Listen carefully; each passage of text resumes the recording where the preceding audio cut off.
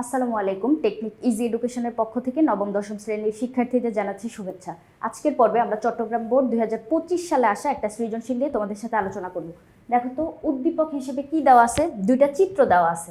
এই যে চিত্রটা, সেখানে আমি কি দেখতে পাচ্ছি, একটা গাছ যেখানে কয়েকটা ডালের সাথে পলিথিন বেঁধে দেওয়া আছে। পলিথিন বেঁধে দেওয়ার এই যে প্রক্রিয়াটা বা এই পরীক্ষণটা কিন্তু তোমাদের বইয়ে লিখে দেওয়া আছে। এরকম ধরো তুমি পলিথিন বেঁধে দিয়ে পরের দিন সকালে গিয়ে যখন দেখবা, তখন দেখবা পলিথিনের ভিতরে, আমরা শুকনা পলিথিন বাঁধছিলাম কিন্তু দেখলাম যে ওইখানের ভিতরে পরের দিন বা 2 দিন পরে গিয়ে দেখবো পলিথিনের ভিতরে কিছু বিন্দু বিন্দু পানি কণা জমে আছে, আর পানিগুলা ভিতর থেকে জমছে। তার মানে এই পানিগুলো আসলো কোথা থেকে? উদ্ভিদের যে পাতা পত্ররন্ধ্র থেকে কিছু পানি বাষ্প আকারে বের করে দেয়, অতিরিক্ত পানি যেগুলা উদ্ভিদের লাগতেছে না, অতিরিক্ত পানি বাষ্প আকারে বের করে দেওয়ার এই প্রক্রিয়াটাকে আমরা বলি হচ্ছে প্রস্বেদন।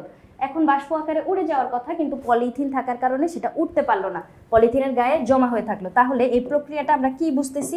প্রস্বেদন প্রক্রিয়াটা বুঝাচ্ছে। প্রস্বেদনের আরেকটা নাম হচ্ছে বাষ্পমোচন। বাষ্পমোচন। এরপরে দেখো বি যে চিত্রটা, এটা আমরা দেখেই বুঝতে পারতেছি এটা কি মানব হৃৎপিণ্ড, তাই না?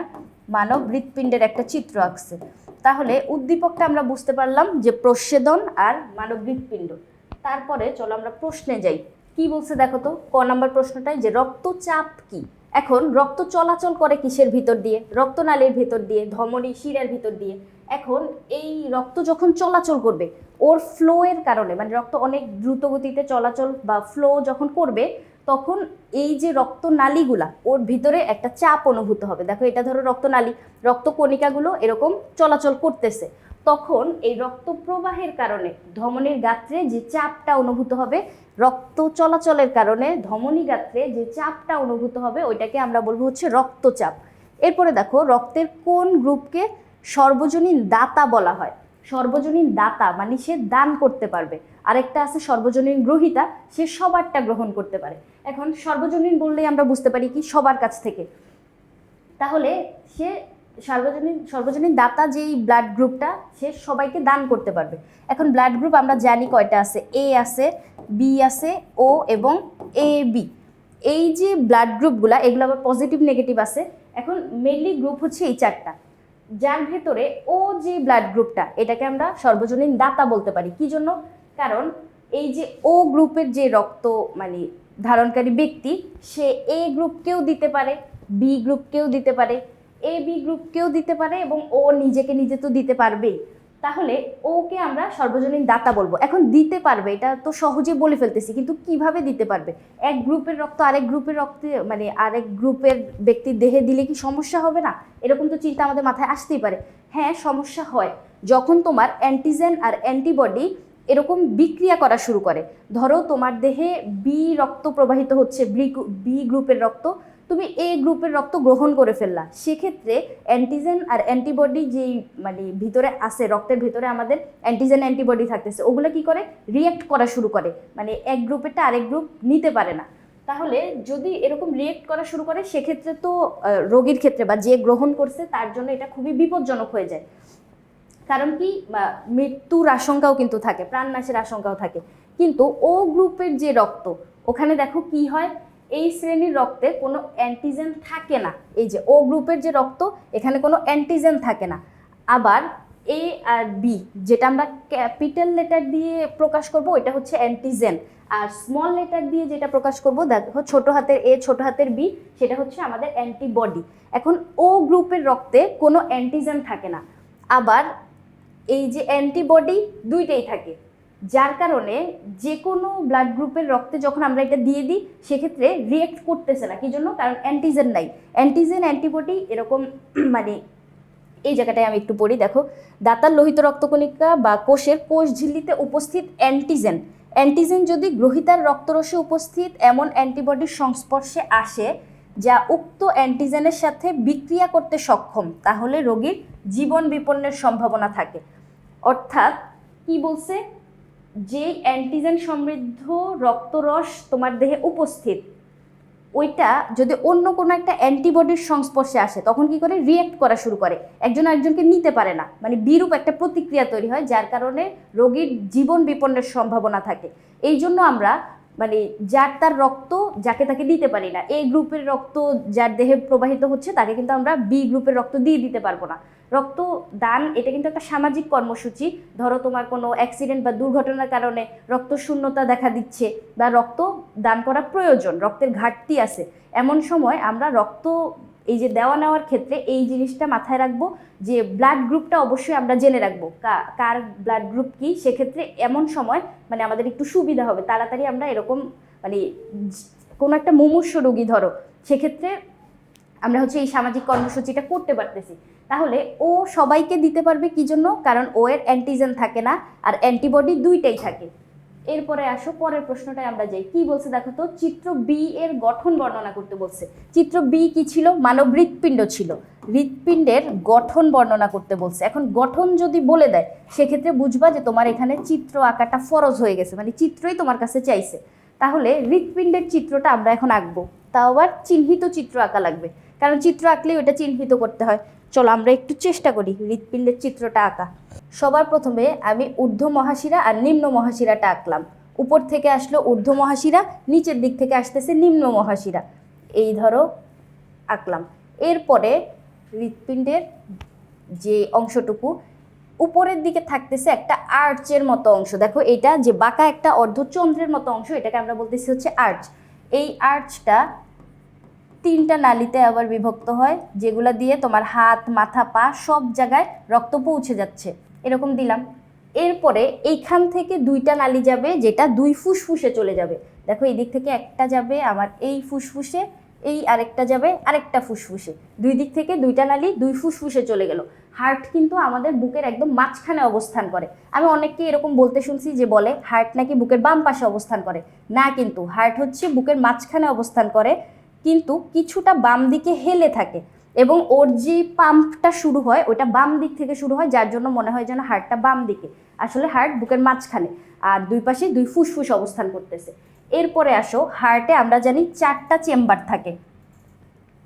এখন এই দিক থেকে আরও দুইটা নালী দিব, যে নালী দুইটা থেকে তোমার ফুসফুস থেকে রক্ত আবার ফেরত আসবে।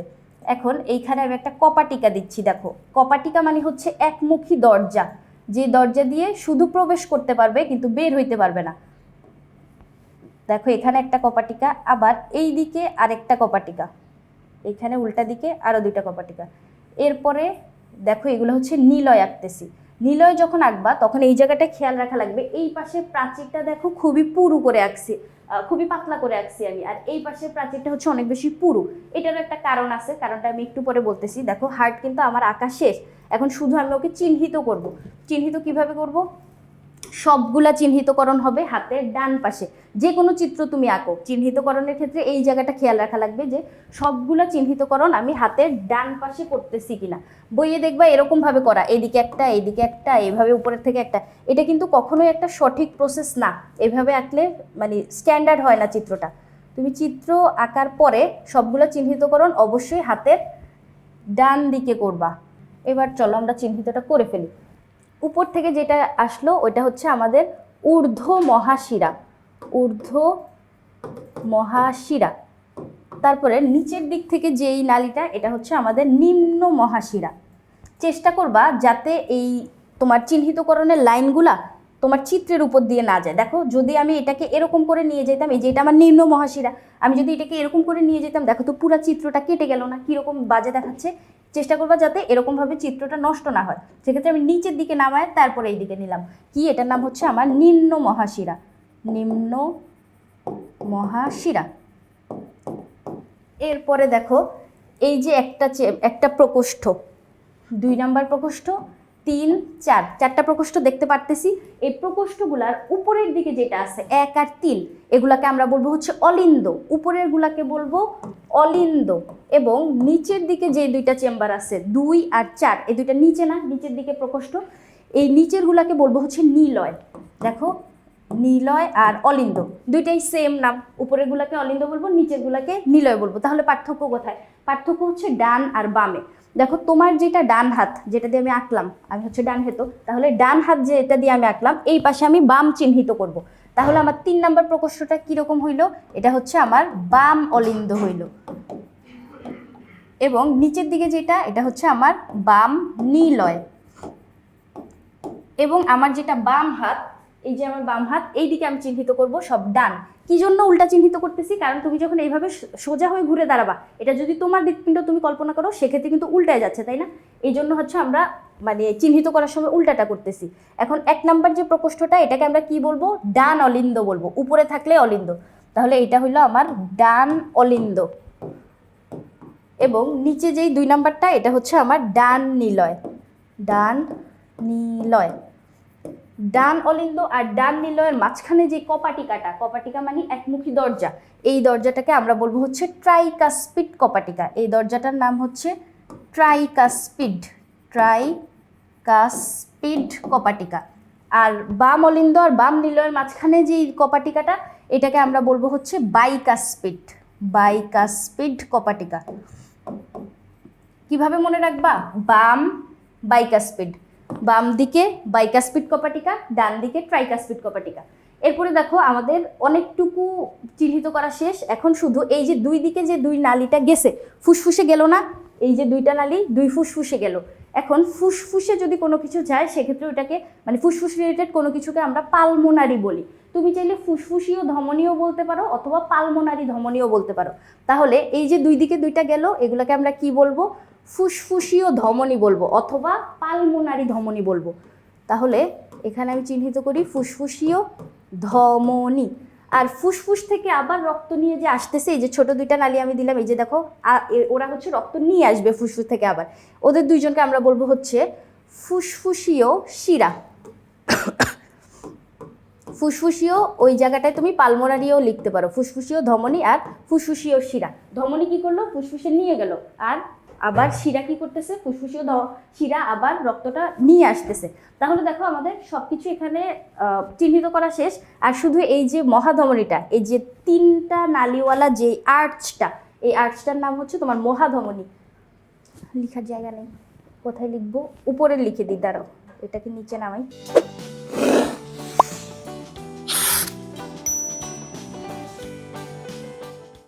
শুধু আর এটা চিহ্নিতকরণ করলেই আমার কাজ শেষ। এটা কি? আমার মহাধমনী। তাহলে দেখো সবগুলো চিহ্নিতকরণ আমি কিভাবে করলাম? হাতের ডান পাশে এই এক সিরিয়ালে করলাম। এখন চিত্রটা তো আমি আঁকছি, চিত্র যদি বাজেও হয় সেক্ষেত্রেও কোনো অসুবিধা নেই। অনেকে এরকম বলে যে আমি চিত্র আঁকতে পারি না, আমি চিত্র আসলে অ্যান্সার করবো না। এখন তুমি ধরো ক খ ঘ সব কিছু পারো, মাঝখানে এই চিত্রটার জন্য কোনো সৃজনশীল তোমার স্কিপ করা লাগতেছে, এটা কিন্তু মানে ভালো না বিষয়টা। কারণ হৃৎপিণ্ডের চিত্র 6ষ্ঠ অধ্যায় থেকে আসবেই, এটা তোমাকে অনেকেই বলবে, দেখবা স্কুলে অথবা মানে স্কুলে যে টিচার অথবা যার কাছেই তুমি সাজেশন চাইতে যাবে, সেই তোমাকে বলবে যে 6ষ্ঠ অধ্যায় থেকে হৃৎপিণ্ডের চিত্র কিন্তু আসবে। তুমি জানো হৃৎপিণ্ডের চিত্র আসবে, তবুও তুমি এটা স্কিপ করলা কেন? আমি চিত্র আঁকতে পারি না, এরকম মানে করার কোনো দরকার নাই। আমরা কোনো চিত্রাঙ্কন প্রতিযোগিতায় যাচ্ছি না, যতটুকু পারো চেষ্টা করো আঁকার। তারপরে হচ্ছে মানে চিহ্নিতকরণগুলো একটু ঠিক করে করলেই হচ্ছে মার্কস দিয়ে দেয়। সেক্ষেত্রে আমাকে অবশ্যই চিত্রের নামটা দিতে হবে। চিত্রের নাম যদি না দেই তাহলে চিত্রে পুরাটাই 0। এটা আমি কি আঁকলাম তাহলে? মানব হৃৎপিণ্ড আঁকলাম। হৃৎপিণ্ডের এটা কিন্তু লম্বচ্ছেদ, ব্র্যাকেটে লিখে দিও এটা লম্বচ্ছেদ। এখন এখানে যে প্রাচীরটার কথা আমি বলছিলাম, যে একটা প্রাচীর আমি পুরু করে আঁকলাম, আরেকটা কেন হচ্ছে পাতলা করে আঁকলাম। এই যে দেখো এই প্রাচীরটা হচ্ছে অনেক বেশি পাতলা, আর এই পাশে প্রাচীরটা দেখো কত পুরু না। এটার কারণ হচ্ছে এই প্রাচীরটা যখন সংকুচিত হবে, হৃৎপিণ্ড কিভাবে কাজ করে? সংকুচিত হয়, প্রসারিত হয়, সিস্টোল আর ডায়াস্টোল, তাই না? হার্টের তো এই 2টাই কাজ। সিস্টোল আর ডায়াস্টোলের সময় যখন সিস্টোল ঘটতেছে মানে সংকোচন ঘটতেছে, এই প্রাচীরটা যখন সংকুচিত হবে, তখন এই নিলয়ে থাকা রক্তগুলা 2টা ফুসফুসে চলে যাবে। এখন ফুসফুস কোথায়? হার্টের খুবই কাছে না, ওকে কিন্তু এত জোরে পাম্প করা লাগতেছে না, ও আস্তে করে পাম্প করলেই রক্তগুলা 2 ফুসফুসে চলে আসতে পারবে। কিন্তু এই পাশের যে প্রাচীরটা, এইটা যখন পাম্প করবে মানে এটা যখন সংকুচিত হবে, তখন এই যে মহাধমনীটা, মহাধমনী দিয়ে এই যে এখানে দেখো এই মহাধমনীটা, এখান দিয়ে মাথা, হাত, পা পুরা দেহে রক্তটা ছড়াবে। তাহলে দেখো পুরা দেহে ছড়ানোর জন্য অবশ্যই ওকে অনেক জোরে করে পাম্প করা লাগবে। তাহলে এই প্রাচীরটা যদি পুরু না হইতো, এভাবে পাম্প করতে গেলে বা সংকুচিত হইতে গেলে তো পাতলা হলে ছিঁড়ে যেত, যার জন্য আঁকার সময়ও এই জায়গাটা খেয়াল রাখবা যে এই পাশের যে প্রাচীরটা এটা হচ্ছে পুরু করে একবার, এবার সেটা হচ্ছে পাতলা করে একবার, যাতে ওই পাম্পের সুবিধার্থে মানে সৃষ্টিকর্তা এরকমভাবেই ডিজাইনটা করছে। তাহলে দেখো আশা করি বুঝাইতে পারছি, সহজ কিন্তু এই চিত্রটা। এরপরে আমরা ঘ নাম্বার প্রশ্নে যাই। কি বলছে দেখো তো, উদ্দীপকের চিত্র এ এর উপকারিতা। এ কি ছিল? আমাদের প্রচ্ছেদন ছিল, তাই না?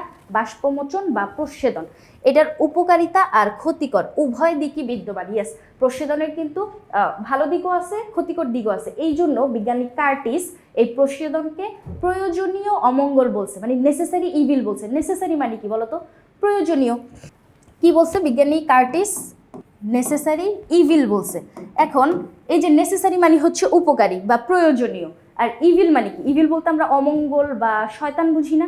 ওই যে ইভিল নামের একটা গেম আছে, আমি ওটা ছোটবেলায় খেলতাম। সেক্ষেত্রে এই যে নেসেসারি ইভিল কেন বলতেছে? কারণ এটা প্রয়োজনীয় দিকও আছে, অপ্রয়োজনীয় দিকও আছে। তাহলে আমরা দুইটা দিকই এই জায়গায় আলোচনা করি, চলো। এই যে দেখো, এ চিত্রটা হচ্ছে প্রচ্ছেদন। তুমি যে প্রথমেই প্রচ্ছেদন বুঝতে পারছো, এটা সবার আগে বলে দেওয়া লাগবে। এই যে এ চিত্র দ্বারা আমরা প্রচ্ছেদন প্রক্রিয়াটাকে বুঝতে পারছি। এটা কি রকম প্রক্রিয়া? স্থলজ উদ্ভিদের যে শারীরবৃত্তীয় প্রক্রিয়া, তারা বায়বীয় অঙ্গের মাধ্যমে বাষ্পাকারে অতিরিক্ত পানি বের করে দেয়। অতিরিক্ত পানি, কিন্তু যতটুকু পানি সে মাটি থেকে অ্যাবজর্ব করতেছে, ওই পানির সবগুলাই হচ্ছে উদ্ভিদ কাজে লাগাইতে পারে না, মানে তার খাদ্য তৈরির জন্য সবগুলা লাগে না। 100% যদি গ্রহণ করে, মানে যতটুকু পানি নিছে, ধরো 100% পানি সে মাটির নিচ থেকে অ্যাবজর্ব করলো, তার 1% মাত্র সালোক সংশ্লেষণে কাজে লাগায়, বাকি 99% সে ক্ষুদাই গ্রহণ করলো। তাহলে এই যে অতিরিক্ত পানিটা, এটা তো এখন সে যদি ধরে রাখে, তাহলে উদ্ভিদের মানে অতিরিক্ত একটা চাপের সৃষ্টি হবে না, যার জন্য সে এই পানিগুলো বের করে দেওয়ার চেষ্টা করবে। বের করবে কিভাবে? পাতা দিয়ে, অথবা লেন্টিকল দিয়ে, অথবা কিউটিকল দিয়ে। 3 ধরনের প্রচ্ছেদন আছে। এই যে পানি বাষ্পাকারে বের করে দিতে চাইবে, বের করে অতিরিক্ত পানির চাপ থেকে মুক্ত হইতে চাওয়ার যে প্রক্রিয়াটা, এটাই হচ্ছে আমাদের প্রচ্ছেদন। এখন এর প্রয়োজনীয় দিকগুলো চলো আমরা দেখি। কি বলছে? উদ্ভিদ কোষের বিপাকীয় কার্যক্রম চলমান থাকে। উদ্ভিদের অভ্যন্তরে যে বিপাকীয় কার্যাবলীগুলো সম্পন্ন হবে, বিপাক ক্রিয়ার ফলে তো হচ্ছে উদ্ভিদ ওই যে খাদ্য ভেঙে শক্তি উৎপন্ন করবে, খাদ্য তৈরি করবে, ওই জায়গাগুলোয় তো পানি প্রয়োজন। ওই তাহলে প্রচ্ছেদনের কারণে পানি বের হয়ে যাচ্ছে, মনে হচ্ছে যেন বের হয়ে যাচ্ছে। তাহলে পানির প্রয়োজন হইলে পানি বের করতেছে কেন? পানি যদি সে বের করে, তাহলেই তো মূলরম দ্বারা টেনে নেওয়ার আবার মানে শক্তিটা পাবে। কারণ দেখো, তোমার পিপাসা না পাইলে কি তুমি পানি খাও? সেক্ষেত্রে তোমার আজকে কোনো পিপাসায় লাগতেছে না, তুমি পানি খাইবা না। কিন্তু যখন তোমার পিপাসা লাগতেছে, তখন কি হবে? তোমার পানি খাওয়ার যে একটা ইচ্ছা জাগে। ওইরকমই এই প্রচ্ছেদন কিন্তু মানে পানি বের করে দিচ্ছে, কিন্তু উল্টা দিক থেকে, মানে পাতা দিয়ে বের করে দিচ্ছে, আবার মাটির নিচ থেকে হচ্ছে টানার শক্তিটা পাচ্ছে। তাহলে উদ্ভিদ কোষের বিপাকীয় কার্যক্রম এই প্রক্রিয়ার মাধ্যমে কিন্তু চলতে থাকে। খনিজ লবণ পাতায় পরিবাহিত হয়। আমরা জানি পানির সাথে মিক্স হয়ে মাটির নিচে থাকা খনিজ লবণগুলো কিন্তু অধিকাংশই উদ্ভিদ মানে টেনে নিয়ে নেয়, পানির সাথে মিক্স করে নিয়ে নেয়। সেক্ষেত্রে প্রচ্ছেদন যখন হচ্ছে, তখন মাটির নিচ থেকে টানটাও বাড়তেছে। উপর দিক থেকে যখন বের হয়ে যাচ্ছে, তখন মাটির নিচ থেকে ওই যে অ্যাবজর্ব করার শক্তিটা বা অ্যাবজর্ব করার যেই চাহিদাটা, ওইটা বাড়তেছে। তাহলে ওই সময় আবার খনিজ লবণও মানে পাতায় পরিবহিত হয়ে চলে আসতেছে। জাইলেম বাহিকায় টান পড়ে। জাইলেম কি করে? জাইলেম হচ্ছে পানি পরিবহন করে। আমরা যখন পরিবহন টিস্যু পড়ছিলাম, উদ্ভিদের 2 ধরনের পরিবহন টিস্যু ছিল, একটা হচ্ছে জাইলেম, আরেকটা ছিল ফ্লোয়েম। এই 2টা পরিবহন টিস্যু উদ্ভিদের ভিতরে আছে, জাইলেম আর ফ্লোয়েম। আমি কিভাবে মনে রাখতে বলছিলাম? বর্গীয় জতে জাইলেম, বর্গীয় জতে জল। তাহলে এই যে বর্গীয় জ, এটাতে আমরা কি বুঝবো? জল পরিবহন করবে, মানে পানি পরিবহন করবে। তাহলে জাইলেম টিস্যুটা আমাদের পানি পরিবহন করে। আর ফ্লোয়েম, এফতে ফ্লোয়েম, এফতে ফুড। তাহলে ফ্লোয়েম কি করে? খাদ্য পুষ্টি পরিবহন করে। জাইলেম বাহিকায় টান পড়ে এবং কোষরস পরিবাহিত হয়।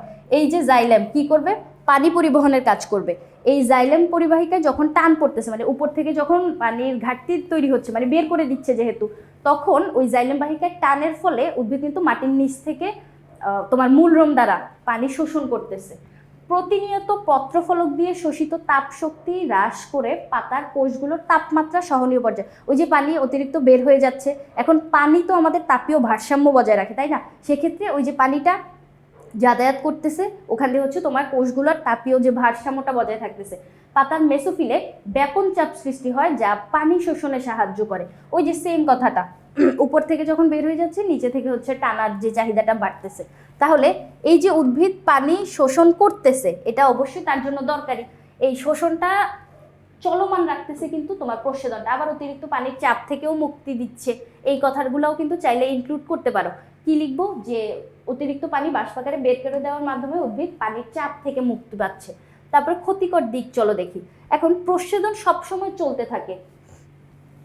উদ্ভিদের পাতা দিয়ে প্রস্বেদন প্রক্রিয়া, পাতা অথবা তোমার কিউটিকল, লেন্টিকল সব জায়গা দিয়ে হচ্ছে মানে 3 ধরনের প্রস্বেদন, ওই জায়গাগুলো দিয়ে তোমার অনবরত প্রস্বেদন চলতেই থাকে। এখন উদ্ভিদ বুঝে না যে আমার দেহে কতটুকু পানি আছে, কতটুকু বের করে দেওয়া লাগবে, কারণ উদ্ভিদের তো মস্তিষ্ক নাই। তাহলে উদ্ভিদের ওই প্রস্বেদন প্রক্রিয়াটা চলতেই থাকে। কিন্তু ধরো আজকে মাটির নিচে কোনো পানি নাই, মানে শুকনা মৌসুম, ধরো শীতকাল, এখন এমন সময় মাটির নিচে পানি নেই কিন্তু উদ্ভিদ পাতা দিয়ে বের করতেই আছে, প্রস্বেদন প্রক্রিয়াটা চলতেই আছে।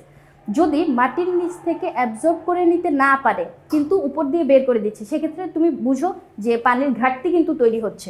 তাহলে এরকম যদি চলতে থাকে তাহলে কিন্তু উদ্ভিদের মাঝে মাঝে আমরা ওই উদ্ভিদটাকে মানে মরে যাইতে দেখি, মানে পানির অভাবে শুকায় মরে যাইতে দেখি। পানি শোষণের তুলনায় প্রস্বেদন যদি বেশি হয়, এই যে এই কথাটাই, শোষণ করতে পারতেছে না কিন্তু প্রস্বেদন চলতেছে, মানে পানি গ্রহণ করতেছে না কিন্তু বের করে দিচ্ছে, উদ্ভিদের পানি ও খনিজ লবণের ঘাটতি দেখা দিবে। এরকম পানি বের করে দিতে থাকলে কি হবে, পানির ঘাটতি দেখা দিবে, স্বাভাবিক, এটা তো বোঝাই যাচ্ছে। ফলে উদ্ভিদের মৃত্যুও ঘটতে পারে। এরপরে মাটিতে পানির ঘাটতি থাকলে শোষণ কম হয়, মানে মাটির নিচেই পানি নাই, এখন উদ্ভিদ সেটা অ্যাবজর্ব করবে কিভাবে, কিন্তু প্রস্বেদন আগের মতোই চলতে থাকে, মানে প্রস্বেদন যেরকমভাবে চলতেছিল অমনিই চলতে থাকে। কিন্তু উদ্ভিদ তো বুঝতেছে না যে মাটির নিচে পানি নেই, সে পানি গ্রহণ করতে পারতেছে না, অতিরিক্ত পানি বের করতেছে কেন, ওই পানিগুলো তো তার সঞ্চয় করে রাখা উচিত, তাই না? এই অবস্থা ঠেকাতে প্রকৃতি কি করে, শীত মৌসুমে দেখবা শীতকালে গাছের পাতাগুলো ঝরে যায়, তাই না? ঝরে যাওয়ার এই একটাই কারণ, কারণ শীতকালে হচ্ছে মাটির নিচে তোমার পানি মানে ঘাটতি দেখা দেয়, আর্দ্রতা বেশি থাকে বাতাসের, সেক্ষেত্রে পানির ঘাটতি দেখা দেয়। যদি পাতা দিয়ে অতিরিক্ত পানি বের হয়ে যায় সেক্ষেত্রে তো উদ্ভিদের জন্য ক্ষতি হবে, যার জন্য পাতাগুলো ঝরে যায়। আমরা জানি পাতার মাধ্যমেই হচ্ছে তোমার 90 থেকে 92% প্রস্বেদন সম্পন্ন হবে, মানে পাতা দিয়ে বেশি পানি বের হয়, আর কিউটিকল লেন্টিকল দিয়ে অল্প পানি, মানে কিছুটা পরিমাণ প্রস্বেদন সম্পন্ন হয়। সেক্ষেত্রে পাতাগুলো যদি ঝরায় দেয় তাহলে কি হবে, প্রস্বেদন হইতে পারবে না, তাহলে উদ্ভিদের মানে ওই ঝামেলাটা হচ্ছে না যে মাটির নিচে যে পানির ঘাটতি, ওটা উদ্ভিদের মানে সমস্যা হয় না। এই জন্য শীতকালে কিন্তু ওই যে উদ্ভিদ পাতা ঝরায় দেয়, এটা মাঝে মাঝে খ নাম্বার প্রশ্নে জিজ্ঞেস করে যে শীতকালে উদ্ভিদের পাতা ঝরে যায় কেন। ওই যে প্রস্বেদনের যে প্রভাবটা, ক্ষতিকর প্রভাব থেকে উদ্ভিদটাকে রক্ষা করার জন্য। প্রস্বেদনের অভাবে প্রয়োজনীয় ব্যাপন চাপ ঘাটতি হবে না, ফলে অভিস্রবণ কম হবে। এখন প্রস্বেদন যদি না হয়, মানে উপর দিয়ে যদি পানি বের না হয়, সেক্ষেত্রে নিচে যে কোষগুলা, মানে মূল রমে যে কোষগুলা, মাটির উপরে তোমার কাণ্ড, শাখা প্রশাখা, ফুল ফল থাকতেছে, আর মাটির নিচে যে শিকড়ের যে কোষগুলা বা মূলের যে কোষগুলা, ওইখানের যেই টিস্যুগুলা, ওইখানে হচ্ছে তোমার ব্যাপন চাপ ঘাটতি তৈরি হবে না, বা অভিস্রবণ, ব্যাপন, এই প্রক্রিয়াগুলোর মাধ্যমে কিন্তু মাটির নিচে থাকা পানিগুলো শোষণ করতেছে। এখন উপর দিয়ে যদি পানি বের না হয় বা পানির ঘাটতি যদি না দেখা দেয়, সেক্ষেত্রে কিন্তু এই কোষগুলো কাজ করে না, মানে পানি টেনে নিতে পারে না, যার জন্য প্রস্বেদন যদি না ঘটে তাহলে ওই মূলরোমও কাজ করতে পারবে না, মানে মাটির নিচ থেকে পানি অ্যাবজর্ব হবে না। তাহলে এই যে ক্ষতিকর দিকও আছে, উপকারী দিকও আছে, যার জন্য এটাকে আমরা কি বলবো, প্রয়োজনীয় অমঙ্গল বা নেসেসারি ইভিল বলবো। তাহলে প্রস্বেদন যে প্রক্রিয়াটা, এটা উদ্ভিদের জন্য ঘটাটাও অনেক প্রয়োজনীয়, আবার অতিরিক্ত ঘটতে থাকলে বা যে কোনো বিশেষ ঋতুতে ওইটা ঘটলে আবার ক্ষতির কারণ হয়। তাহলে প্রস্বেদনের প্রয়োজনীয় দিক, ক্ষতিকর দিক, এরকম আমরা 2টা প্যারা করে পয়েন্ট আকারে মানে রিপ্রেজেন্ট করতে পারলে আই হোপ একটা স্ট্যান্ডার্ড মার্ক সিকিউর হয়ে যাবে। আর ওইখানে চিত্রটা একটু সুন্দর করে আঁকলেই, দেখো সৃজনশীলটা কিন্তু খুব কঠিন না, সহজ একটা সৃজনশীল। আশা করি তোমাদেরকে বুঝাইতে পারছি। পরবর্তী পর্ব দেখার আমন্ত্রণ রইল। ধন্যবাদ সবাইকে।